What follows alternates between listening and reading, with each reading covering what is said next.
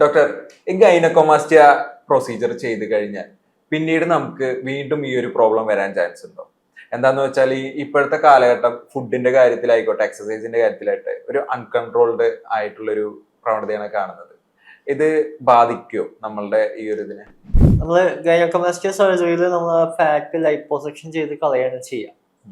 അപ്പൊ ഇത് എടുത്ത് കളഞ്ഞ ഫാറ്റ് ഒരിക്കലും തിരിച്ചു വരികയില്ല. പിന്നെ നമുക്ക് ഒരിക്കലും നമ്മുടെ ശരീരത്തില് ആ ചെസ്റ്റിന്റെ ഫാറ്റ് സീറോ ആക്കാൻ പറ്റില്ല. കുറച്ച് ഫാറ്റ് അവിടെ ഉണ്ടാവും. നമ്മൾ ഈ തള്ളി നിൽക്കുന്ന ഫാറ്റാണ് എടുത്ത് കളയുന്നത്.